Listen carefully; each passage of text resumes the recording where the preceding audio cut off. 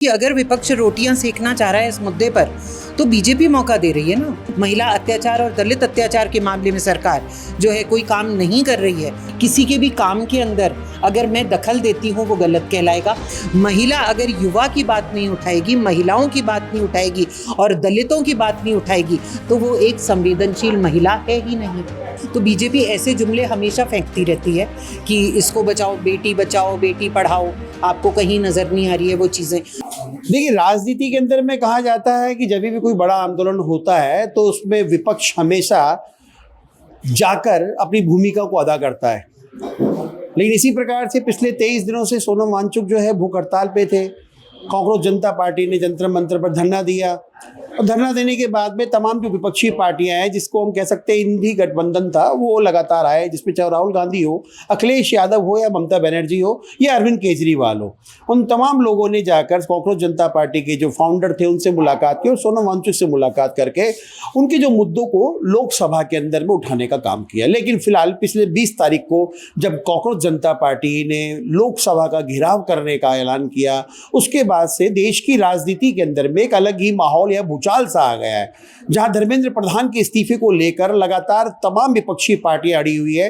वहीं सरकार धर्मेंद्र प्रधान का इस्तीफा देने के बजाय उनके पक्ष में दिखाई दे रही है। हमारे साथ में आम आदमी पार्टी की राजस्थान की अध्यक्ष कीर्ति पाठक जी हैं, क्योंकि आज उन्होंने प्रेस वार्ता करके अपने जो तमाम जो राजस्थान के जो मुद्दे हैं उनको उठाया है। उनसे हम बात करेंगे, उनसे जानेंगे कि आम आदमी पार्टी राजस्थान में अपने आप को कहाँ देखती है, कहाँ रखती है। क्योंकि अगर पिछले आम आदमी पार्टी के अगर पिछले रिकॉर्ड की अगर बात की जाए तो धरातल पे कहीं दिखाई नहीं दी।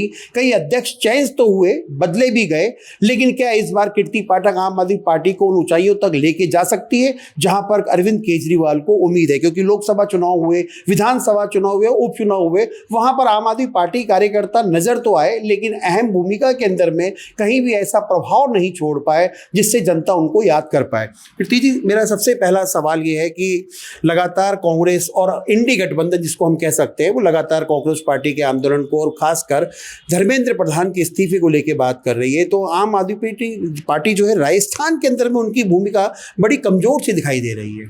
पहले जो आपने अभी कवरिंग जो लाइंस बोली हैं उस पर मैं रिएक्ट करना चाहूँगी कि आपने कहा कि जैसे ही ये पेपर लीक का मामला आया तो मैं ये बोलना चाह रही हूँ कि अगर विपक्ष रोटियां सेकना चाह रहा है इस मुद्दे पर तो बीजेपी मौका दे रही है ना। अगर बीजेपी उसको पहले से ही ऐसा एक्शन ले लेती कि धर्मेंद्र प्रधान को हटा देती, पेपर लीक को रोक लेती, तो विपक्ष को कूदना ही नहीं पड़ता।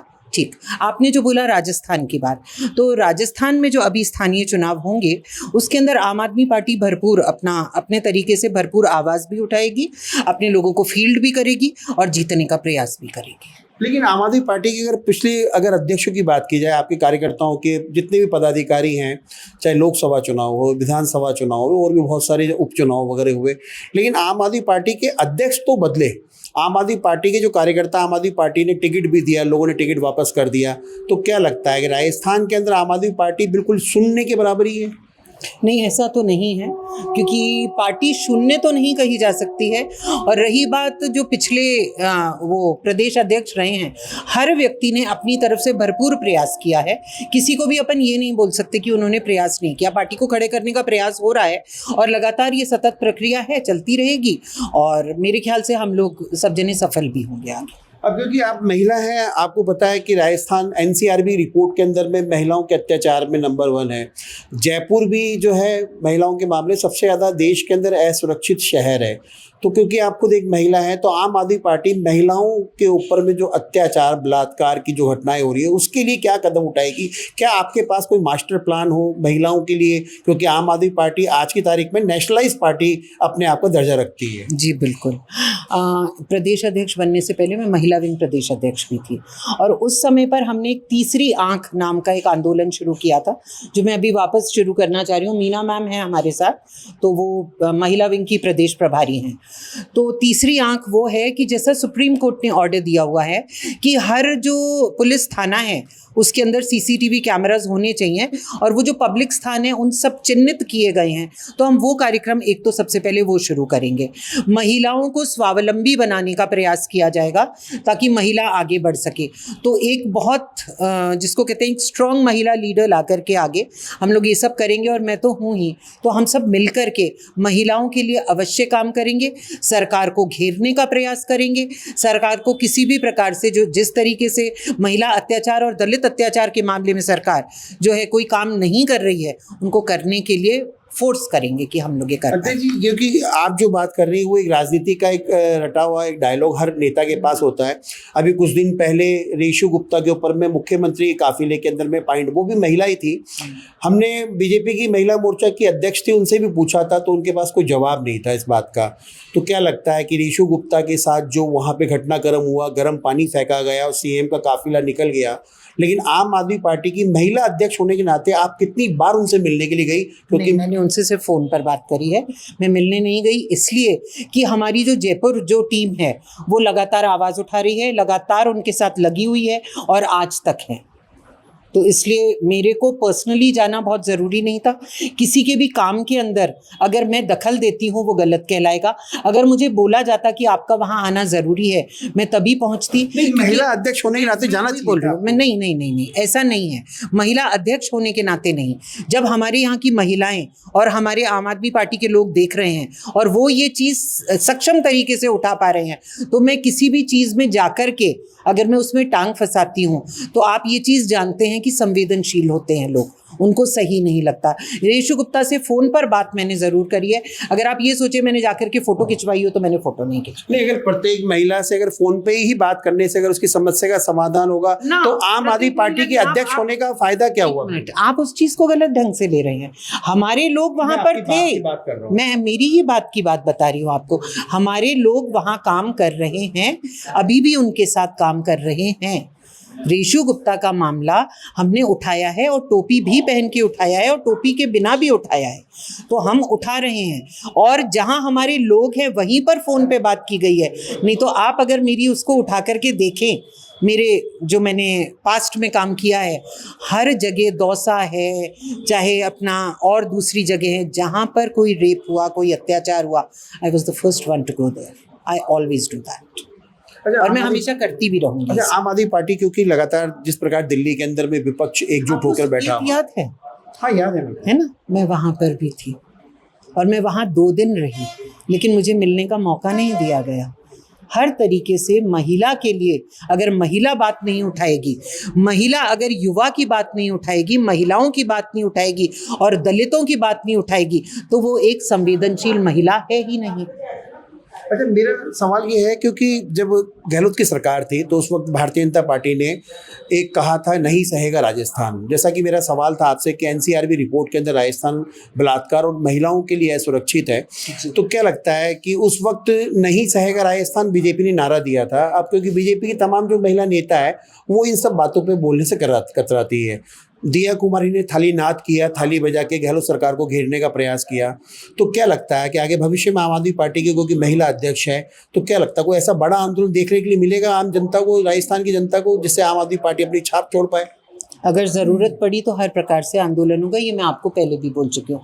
आम आदमी पार्टी बहुत मुखर रूप से हर मुद्दे को उठाएगी, चाहे वो ये यूथ का मुद्दा हो, चाहे महिला का मुद्दा हो, जहाँ पर मुद्दा उठाना होगा आम आदमी पार्टी एक संगठित रूप से उठ करके वो उठाएगी। रही बात जो आप अभी बीजेपी की बात बोल रहे हैं, तो बीजेपी ऐसे जुमले हमेशा फेंकती रहती है कि इसको बचाओ, बेटी पढ़ाओ, आपको कहीं नज़र नहीं आ रही है वो चीज़ें, तो ये सब चीज़ें वो कहते रहते हैं, पेड़ लगाओ, पेड़ कटवा देते हैं, वो चीज़ें छोड़ दीजिए। बीजेपी का अगर हम उदाहरण लेकर के अपना राजनीतिक जो करियर है उसको देखने लग जाएं तो हम बिल्कुल टोटल फेल हो जाएंगे। तो बीजेपी सिर्फ एक गुंडा पार्टी है और कुछ भी नहीं है, जो जुमले देती है, लोगों को बताने की कोशिश करती है। उन्होंने क्या बोला कि लकड़ी नहीं काटनी पड़े, हर एक को उज्ज्वला योजना के अंदर वो दिया गया, उसके बाद क्या हाल हुआ आप लोग जानते हैं, यही है। अच्छा, तो क्योंकि आपने एक तरफ जो नीट पेपर को लेकर हम लोग धर्मेंद्र प्रधान का इस्तीफा तो मांग रहे हैं, लेकिन राजस्थान में 18 प्रसूताओं की मौत हो जाती है, लेकिन कोई भी पार्टी जो है, चाहे वो कांग्रेस की बात करें, आम आदमी पार्टी की बात करें, लेकिन वो अभी तक यहाँ के गजेंद्र सिंह खीरसर से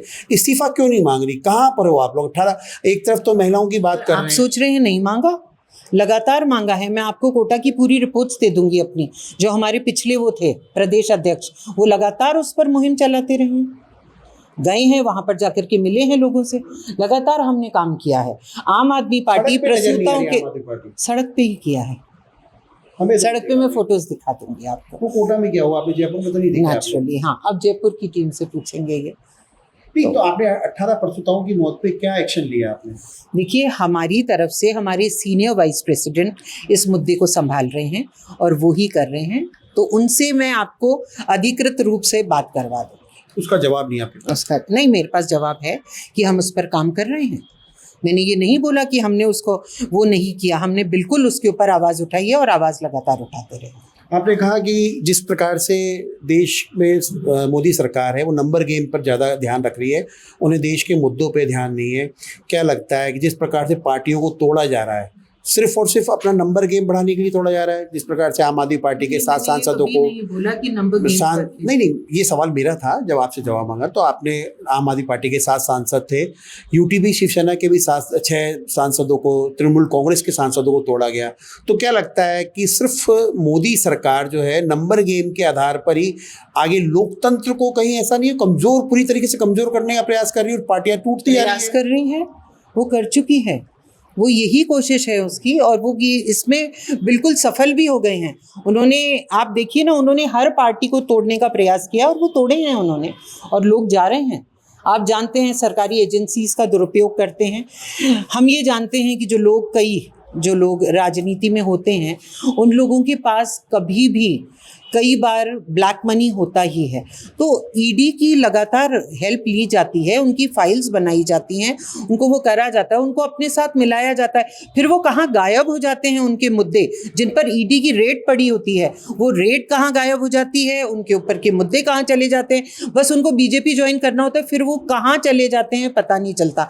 ना वो एक्टिव पॉलिटिशियंस रहते हैं, ना ही वो विपक्ष में रहते हैं, और ना ही वो बीजेपी के सदस्य जो एक्टिवली काम कर रहे होते हैं वो रहते हैं। बस सरकार का काम ये है कि विपक्षी पार्टी को कमजोर करना, तो इसको डिक्टेटरशिप ही बोला जाएगा, इसको राजनीति का हनन ही बोला जाएगा, इसको लोकतंत्र की हत्या ही बोला जाएगा। आपने प्रेस कॉन्फ्रेंस में लवली यूनिवर्सिटी का जिक्र किया कि उनके मालिकों ने जो है ईडी के डर से, क्या लगता है कि, हाँ बताएं, क्या लगता है कि जिस प्रकार से आपने जिक्र किया लवली यूनिवर्सिटी का, ईडी का डर था उनको, इसीलिए वो पार्टी छोड़ के भाजपा में शामिल हो गए? ऐसा मैंने बोला कि शायद उनके ऊपर ईडी की रेड पड़ी थी, ठीक है, तो शायद उससे वो डर गए होंगे, क्योंकि एक सामान्य व्यक्ति भी डर जाता है। आज आपके और मेरे घर भी ईडी की रेड पड़ेगी, और चाहे हमारे पास कुछ भी ऐसा नहीं हो, लेकिन बाहर 10 जने तो देखकर यही बोलेंगे ना, इनके रेड पड़ी, कोई तो बात है।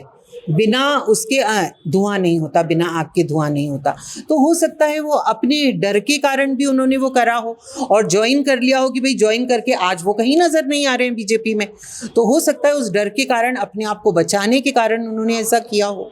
क्योंकि अगर वो विरोध का स्वर बुलंद करते, आम आदमी पार्टी के विरुद्ध अगर बोलते, तो समझ में आता कि आम आदमी पार्टी ने गलतियां करी थी और उनको लेकर के उन्होंने छोड़ा।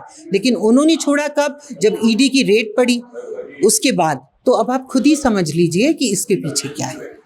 तो बिल्कुल देखिए, ये थी आम आदमी पार्टी की प्रदेश अध्यक्ष कीर्ति पाठक जी, जिन्होंने साफ तौर पर कहा है कि ईडी के डर से लोग पार्टियां छोड़कर जा रहे हैं। साथ ही राजस्थान की अगर बात की जाए तो राजस्थान के अंदर आम आदमी पार्टी जो है लगातार संघर्ष तो कर रही है, लेकिन वो सड़क पर कहीं दिखाई नहीं दे रही है। लेकिन क्योंकि आज भारतीय जनता पार्टी की जो पेपर लीक को लेकर जो पूरे देश के अंदर राजनीतिक भूचाल आया हुआ है, उसको देखने के बाद में आम आदमी पार्टी भी सक्रिय दिखाई दे रही है। लेकिन कब तक, ये तो समय बताएगा। लेकिन आम आदमी पार्टी के पास में अभी भी कार्यकर्ताओं का संख्या बल जो है बिल्कुल ना के बराबर है। आंदोलन तो कई किए, लेकिन वो आंदोलन सड़क पर या आम जनता तक बीच में नहीं पहुंच पाए। कैमरामैन जयपाल सिंह राठौड़ के साथ Manoj Sharma, news watch India, Jaipur.